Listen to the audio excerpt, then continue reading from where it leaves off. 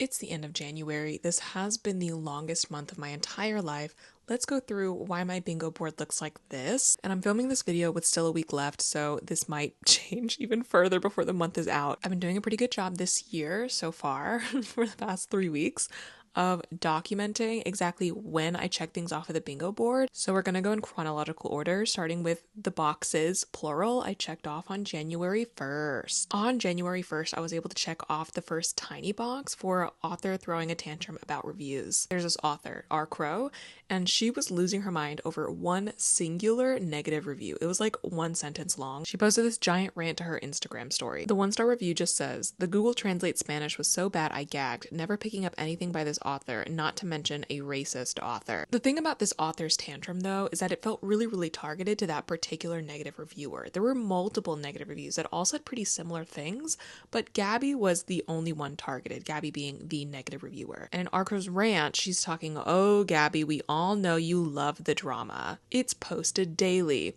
Which told me that these two already have history with each other and that this freak out on social media went beyond a singular negative review and that it had to do with Gabby specifically. From what I could find, it seems that this was all sparked towards the end of December when a video resurfaced of R. Crow from like 2016. It's a video from her from the Hillary versus Trump election, talking about how you need to keep the election strictly dickly. It was very intensely pro-Trump supporter. But the thing with R. Crow is that she did acknowledge this on TikTok and she posted like a green screen video of that video that resurfaced, standing by what she says, because she apparently has been very open about her past of being a Republican, right-wing, like conservative comedy content creator, and it seems her views haven't changed. She's very open about being a Trump supporter like she has been for the past nearly decade. And it would seem she had a falling out with some other creators in the online bookish space. This was really like all over the place. I'd be with like some other author because she was reselling a special edition of that author's book, but reselling it for like hundreds of dollars, and then her only real excuse or explanation for why she shouldn't have to get in trouble for that is because she saw other people doing it. I don't know what her specific history with Gabby is. Like, I don't know if they were friends and then they had a falling out, or if they were friends and then this Trump supporter thing was revealed. They've always been enemies for as long as they've known each other in the online space. But the hatred is pretty mutual. R. Crow keeps talking about like a lawsuit and getting a lawyer involved. Gabby and others have been calling her racist. I'm not sure if specifically because of material in the book or because of the Trump supporter thing. A lot of their interactions online, the way that they talk about each other, the way they talk to each other is all very strange and it's weird. It's all very weird. But that happened, I saw that happen on January 1st. But that wasn't the only thing to happen on January 1st. Also on January 1st, I checked off the Threads bullshit free space box, which typically happens. The things that go in the free space box are things that happen on nearly a daily basis. I was also able to check off this free space January 1st of last year. And the Threads bullshit that I saw on the morning of January 1st, this requires some context of something that happened that I was involved in on Threads in the last few days of December. I saw posts on Threads from a lot of my mutuals and from people just like online in general expressing confusion about why there was going to be a 55-page document being released teaching people how to request an ARC. An ARC is an advanced reader's copy. It's a book that gets sent out to reviewers and to influencers to read and review very early as a form of promotional material. That's how you get book reviews on book review sites and on social media weeks to months before the book's actual release date. And there was talks about a 55-page document being released teaching people how to do that. The thing is, I've been requesting ARCs for years. It's not a process that requires 55 pages worth of information or examples even. So I posted, why is there a 55-page document coming out teaching people how to request ARCs? It's not rocket surgery. Immediately got flooded with a lot of backlash. A lot of people were accusing me of being a bully, being the reason why online bookish spaces are so toxic, and questioning why I was being so negative about a free resource. This was something that was parroted constantly. Why are we being mean about a free resource? Why are we being critical of a free resource? Why are we bullying people for releasing a free resource? It was an entire back and forth. And so many people were telling me that I don't have to use the resource. And I know that I don't have to use the resource. I don't need the resource. I already know how to do this. My whole thing is that I was coming from and thinking about where I was like 4 years ago when I was searching online on how to do that, on how to get arcs. How I was searching for videos and explanations and DMing bigger creators, hoping that they could explain that process to me because I had no idea what to do. And I know if 4 years ago when I was learning how to do it, if I had seen someone releasing a 55-page document trying to teach people how to do this, I would have seen that number 55, which would have pushed me away from wanting to look further into the process. Then there was a really weird reply that like did whatever the thread's equivalent of a quote tweet is, and then blocked me immediately after, but not before I could screenshot it, saying like, how dare I talk about neurodivergent creators this way? As someone neurodivergent myself, I don't know what the creator being neurodivergent has to do with really anything, which like side note, that interaction of like the quote tweet, I took a screenshot and I had posted it, and then so many people came to me saying that like that this person is known for doing stuff like this, of like putting words in people's mouths and like arguing with people and then immediately blocking them so they can't respond. From the way that she responded, it seemed personal, like maybe she was the one who created the document. She's not, but while I was looking into her, I saw that she's an author who publishes Raylo fanfiction, which means I was able to check off the final tiny box of Raylo at the scene of the crime, which gave me my last bingo in 2024. Silver linings and whatnot. Anyways, the document gets released. It gets cut down to like 51 pages, and it's essentially like when you make a PowerPoint presentation and then download it as a PDF and slide through it. Very beautiful, very aesthetically pleasing. I love the way it looks. I don't know if I could ever make a graphic that looks that good, but it is about 90% excess. And I made that clear to anyone who followed me because I know that there are most likely people who have brains like mine, who have attention deficits, or simply people that value concise to the point information, especially within a resource that is advertised purely as educational or instructional. You have to get through multiple cutesy graphics and an entire get to know me of her likes and her dislikes and all of the things before you finally get down to what you opened the document for. And then it's about 2 to 3 pages of actual information on the step-by-step process, which is like, fine. I think that should be advertised, but that's fine. The people who like it are gonna like it. They're gonna love it and they're gonna follow her. Now, a lot of the back and forth and the arguing and the fighting and the bullying allegations died down after a few days, until January 1st, when I woke up to see that the original creator of the document had seen my initial "this is not rocket surgery" post and responded to me saying how heartbroken she is, how she didn't mean to offend anyone, which still confuses me, and how this was a free resource. What made this interaction, Threads bull, isn't necessarily the reaction with the creator. It's because on Threads, when you reply to someone, all of your followers can see your reply and the initial post that you're replying to, which means that all of her followers were able to see my post and her reply talking about how heartbroken she is, which means I got flooded with a brand new, bigger wave of people calling me a bully and that I'm toxic, also parroting that this is a free resource. She blocked me, which is fine, but her followers didn't, and that was the annoying thing. It was a lot of drama over a singular PDF that I still don't understand. Then we move on to January 2nd, where I was able to check off this second tiny baby box for Author Tantrum about reviews, and it's literally the whole reason why I put the book review lawsuit box on this year's bingo board. Author Elise Black made this super long thread talking about how as a reader, she always understood why authors asked ARC readers to hold reviews that are below 3 stars, and how she still maintains this idea now that she's an author. She says a lot of readers don't care because they don't have skin in the game, and that something she lives by is to treat people with respect and they'll reciprocate it, basically connecting the posting of a negative, honest review as disrespect towards the author personally, and going against an author's wishes to withhold negative reviews. Then there was a follow-up because no one agreed with this, talking about how people just disregard what's in emails that authors and PR companies send. Once again, you cannot tell people that they're not allowed to give an honest review when this arc is given in exchange for an honest review. And I think a lot of authors are underestimating the positive impact that having negative reviews can have. There have been so many times where I've read a negative review, and based on what that reviewer is ranting about, I know that that book is for me. It's also just like really scammy and disingenuous to try and fake all positive reviews, and very deceitful for readers, like for consumers. It was weird. It was a whole thing. January 4th, author Chuck Wendig announced his new up-and-coming horror novel called The Staircase in the Woods. What made this controversy so interesting to me personally is that this was the first time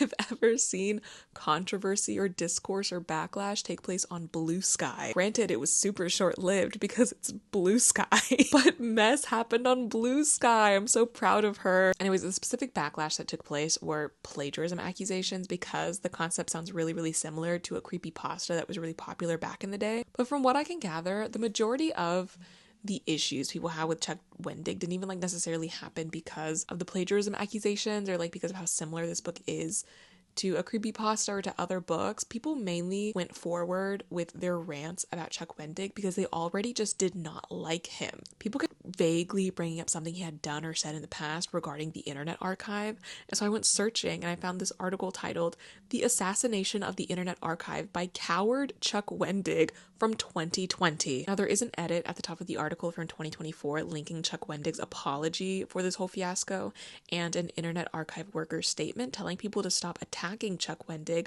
over what had happened. And so what had happened was, apparently in March of 2020, a dark time, Chuck Wendig had went on a rant on Twitter calling the Internet Archive a pirating site and sparked site-wide discourse about stolen work and piracy and accessibility of resources and lawsuits and capitalism. I'm gonna be honest, my eyes glossed over a lot of the details because it was just so much that I don't know. I was trying to read it on a 20-minute lunch break. It was a whole thing. I'll link the article in the description box below. Just, you can read it if you want. But yeah, people just already did not like Chuck Wendig, so whenever the opportunity came to jump on him about stolen work for past accusations of past stolen work, people took it and it was a whole thing for a day. Then on January 5th, I was able to check off the second tiny plagiarism box because of issues regarding the Crave series.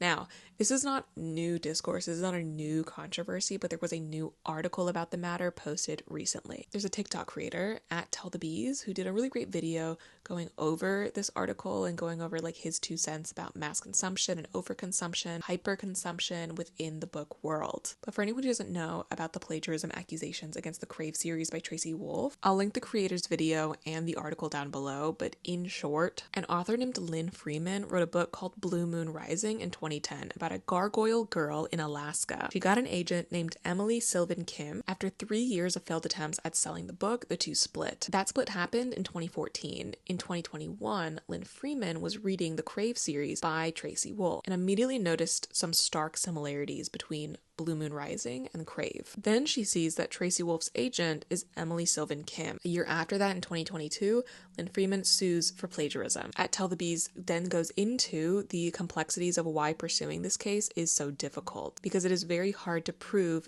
original ideas in an already oversaturated market. Then also, because this creator was talking about overconsumption in this conversation tying into overconsumption, I was able to check off the first tiny overconsumption baby box, making this day a double whammy for the bingo board. Then on January 22nd, there is all of this discourse about overconsumption regarding Onyx Storm and the Target Special Edition release. For anyone who doesn't know, Onyx Storm is the 3rd book in the Fourth Wing series. It's a new release, and on release day, multiple special editions of the book were also being released at the same time as the regular book. One of those editions being a Target exclusive special edition. People were losing their mind because you could not pre-order this. You had to buy it the day of release. The website crashed when a bunch of people were trying to buy it all at the same time. People were waiting in a line outside of their local Target for hours on end, waiting for the store to open so that they could sprint and grab a book first. Some store locations had it jumbled up with a different special edition. There are a few videos of people kind of losing their minds in the middle of their local Target. And then people were pissed after they actually brought the book home